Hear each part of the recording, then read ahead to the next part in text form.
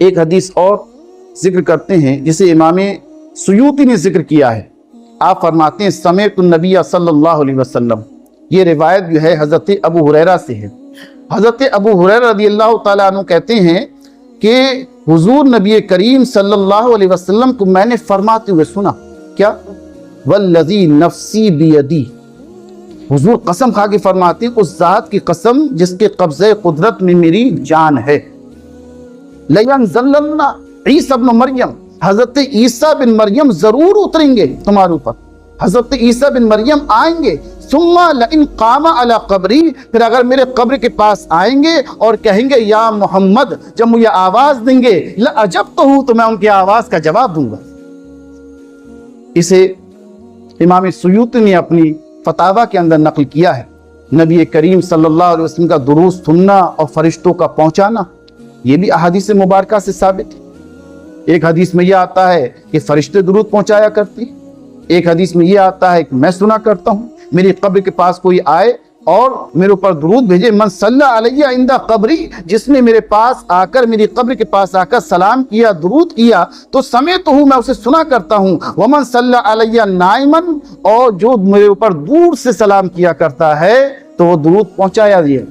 دور سے سلام کرنا کبھی حضور خود سن لیا کرتے ہیں اور کبھی پہنچایا جاتا ہے. یہ بھی ایک طریقہ کار ہے. اب کوئی آدمی یہ کہے کہ اشکال پیش کرے بھئی یہ فرشتے درود پہنچا رہے ہیں، سمجھے، تو یہ پہنچانا ادے ان کی علامت ہے کہ حضور جانتے نہیں اس لیے پہنچایا جا رہا ہے.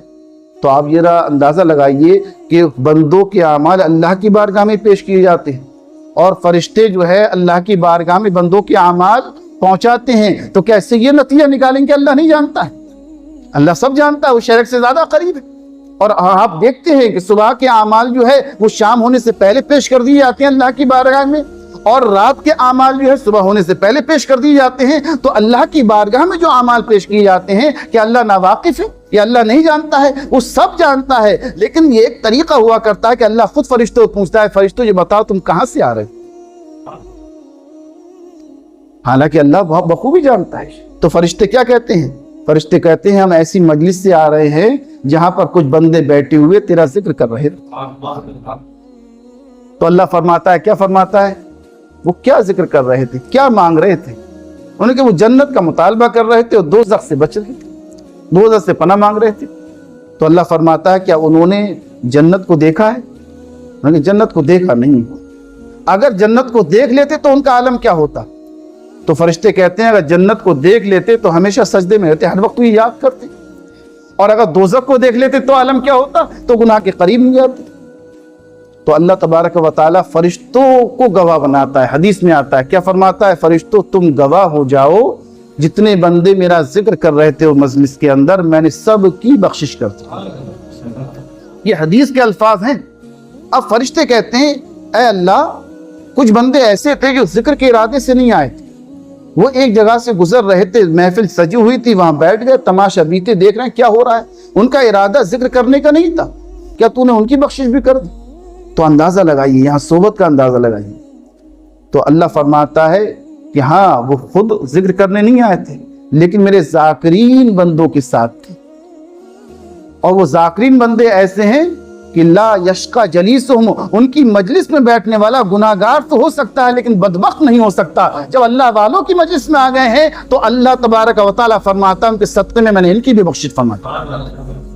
تو اگر کوئی شخص اللہ کے ولی کی بارگاہ میں آ جائے، اللہ کے ولیوں کے پاس آ جائے، ان کی مجلس میں آ جائے، اگرچہ ذکر نہ کرے، اگرچہ ذکر کا ارادہ نہ ہو، تو اللہ تبارک و تعالیٰ محض ان کی مجلس میں بیٹھنے کی وجہ سے ان کی بخشش کر دیا کرتا ہے. تو جو اللہ والوں سے محبت کرے اور ان کے ساتھ ذکر کرے تو اس کا عالم کیا ہوگا؟ یہ تو اللہ والوں کا حال ہے. تو نبی کریم صلی اللہ تعالی علیہ وسلم جو اللہ والوں کے سردار ہیں، سید الاولین والآخرین ہیں، اولین و آخری سردار ہیں، اگر کوئی مزار مبارک پر آ جائے تو اس کی شفاعت اگر واجب ہو جائے تو کیا ہو؟ اس لیے حضور فرماتے ہیں جس نے میری مزار کی زیارت کر لی اور میری مزار پر آ گیا ایمان کی حالت میں، سلامتی کی حالت میں، تو اللہ کے رسول فرماتے ہیں اس کے حق میں میری شفاعت لازم ہو گئی. حضرت ابن عباس رضی اللہ تعالیٰ عنہ فرماتے لیس احد من امت محمد उम्मत मोहम्मद में कोई ऐसा नहीं है जो नबी को सलाम करे, उनके पास दुरूद पढ़े तो नबी उसे सुन न ले और उस तक पहुंचा दें। तो अब ये चीज़ें जो फरिश्तों का दुरूद पहुंचाना है, फरिश्ते जो दुरूद पहुंचा रहे हैं, ये तमाम चीज़ें जो है वो हुजूर नबी करीम सल्लल्लाहु अलैहि वसल्लम की हयात पर दलालत कर रहे हैं।